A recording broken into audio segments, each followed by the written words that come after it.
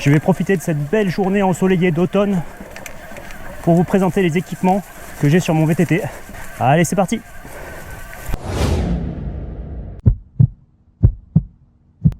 Je vais essayer de trouver des parties un peu plus propices pour discuter parce que éviter de faire du Nicolas Hulot. Pour commencer, on va parler de l'éclairage. Alors à l'arrière, j'ai opté pour une lumière Olight RN120. J'ai rien à lui reprocher. Autonomie parfaite, visibilité, fonction, ça se recharge assez rapidement et assez simplement. C'est une lumière que j'utilise sur mon VTT électrique et que j'utilise également sur mon vélo de route et mon gravel. Je pense certainement, prochainement, si le Père Noël est généreux, passer sur une Varia RLT 515 combinée au compteur Garmin, on en parlera plus tard. Je pense que c'est un bon compromis et c'est vraiment un élément de sécurité qui devient incontournable de nos jours. Concernant ensuite l'éclairage avant, là j'ai une Olight RN400 qui a plusieurs modes de fixation, mais qu'on peut fixer également sur les fixations Garmin, enfin les fixations compteur, quel compteur que ce soit. Donc c'est très pratique, on peut la mettre partout, dans n'importe quel sens. Moi là j'ai une double fixation, une dessus, une dessous. Ça c'est une fixation, c'est une patte de compteur, fixation compteur, qui était un peu vieille et que j'avais, et du coup que j'ai utilisé en fixation lampe. Parce que je voulais qu'elle soit dans l'axe, et je voulais qu'elle ne me gêne pas au niveau du poste de pilotage, je voulais pas avoir les lampes ici en fait.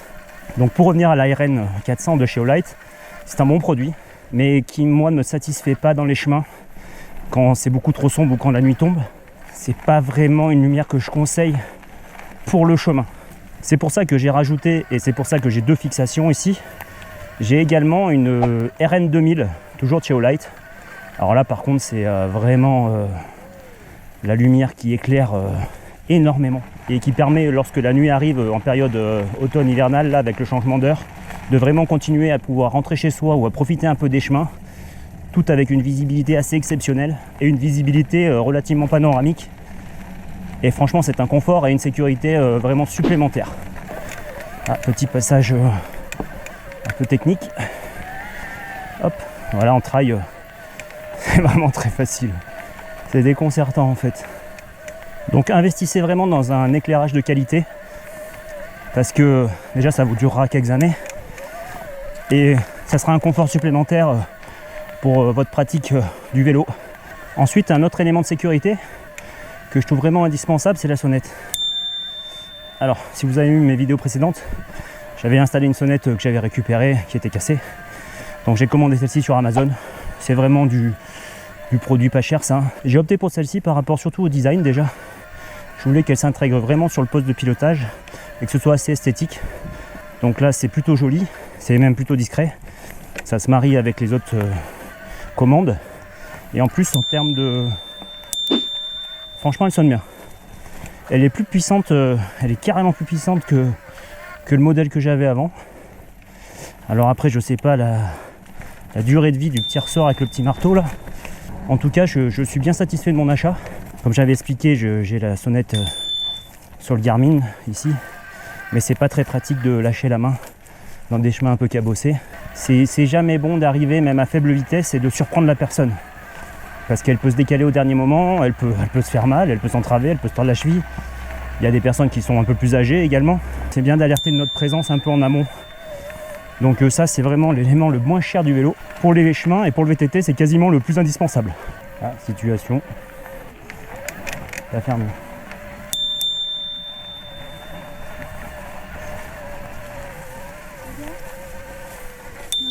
Bonjour. Ah, j'ai une nouvelle sonnette en plus. Bonne journée.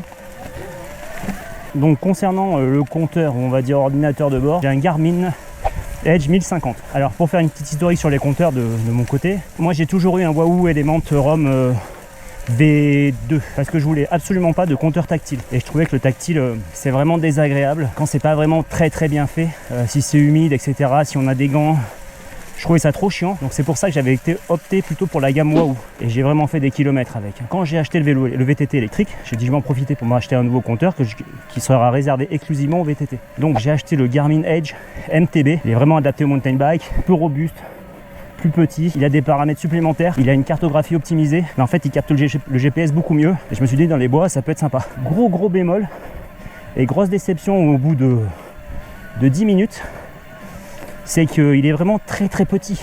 Je voyais rien dessus. Ah, c'est pas compliqué. Je l'avais amené en vacances parce que j'avais amené le vélo de route pour faire de la route. Mais même en route, c'était chiant. Même la cartographie, j'étais en galère. Quand il se scindait en deux dans les côtes avec le mode clim, ouais, je voyais plus rien. Et même les datas, si on avait tendance à mettre trop de data dessus, si vous mettez entre 6 et 8 données, honnêtement, je voyais plus rien. Et il n'était pas tactile. Et je trouvais que le système de boutons de chez Garmin, comme je venais du Wahoo, était vraiment très très décevant. Donc en fait, j'ai fait 3 sorties avec. Et en fait, je l'ai revendu. Et du coup, je me suis orienté chez Garmin.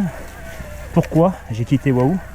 Tout simplement parce que j'ai une montre Garmin. Enfin, j'ai eu des montres Garmin. Là, en l'occurrence, ma montre, c'est la Epix 2.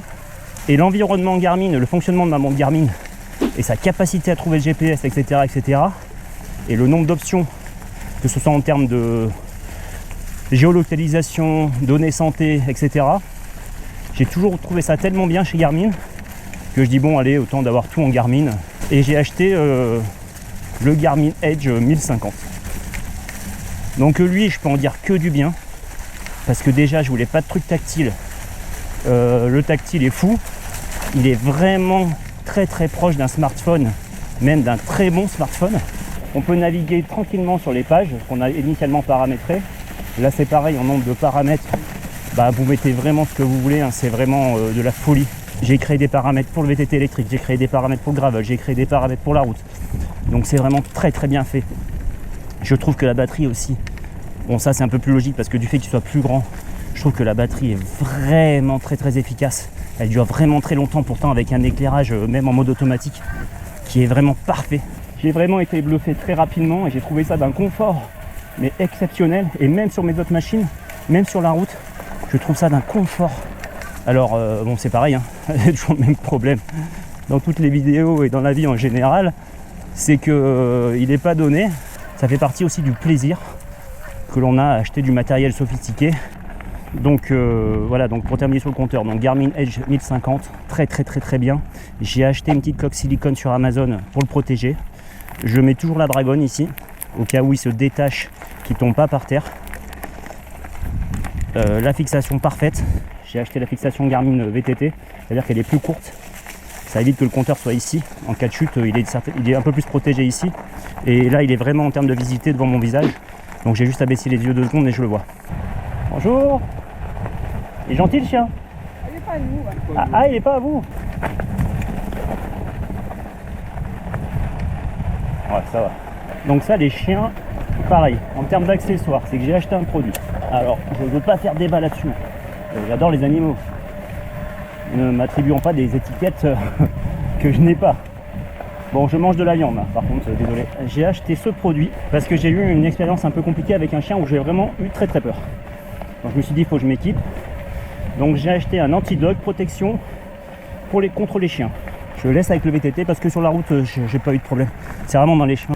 Les chiens, c'est problématique. Parce qu'on aime tous les animaux et on veut vraiment pas leur faire de mal. Le problème, c'est quand l'animal il est agressif et que du coup vous risquez de perdre un bout de mollet. Le petit avantage, c'est qu'en vélo, vous avez votre vélo qui vous sert de bouclier. Vous mettez le vélo entre vous et le chien. Bon, déjà ça aide, moi c'est ce qui m'était arrivé. Mais du coup, moment de solitude. Parce qu'au milieu de nulle part, un chien agressif, comment on fait? Donc j'ai été me renseigner et j'ai acheté cette petite bombe que j'espère je n'utiliserai jamais.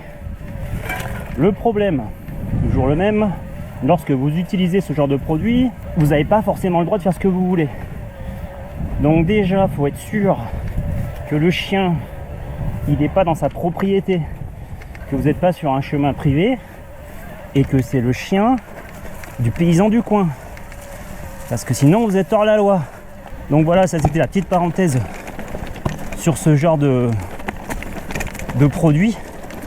Et bon, moi je l'ai, je pense que je l'utiliserai jamais, mais ça peut avoir une façon de me rassurer. Je sais que j'ai ça là. Et pour terminer sur l'équipement qui est présent sur le vélo, j'ai un garde-boue avant Fox qui est pour la fourche Fox 36. Pédale Alors moi je suis toujours été en pédale auto, généralement.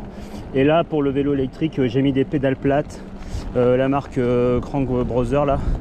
C'est les Stamp 1 je crois. C'est vraiment le premier prix de chez eux. J'ai pris le modèle L ou XL, je sais plus, il y a M et L je crois. Et j'ai pris le modèle L, du coup entre guillemets les plus larges. Et je fais du 43. Mais pour le VTT-AE, je me suis dit bon les plus larges ça sera bien pratique. Donc là pas de problème, elles sont trop bien, elles sont en plastique. Le grip est vraiment très bien. Et vraiment très confortable. C'est vraiment top.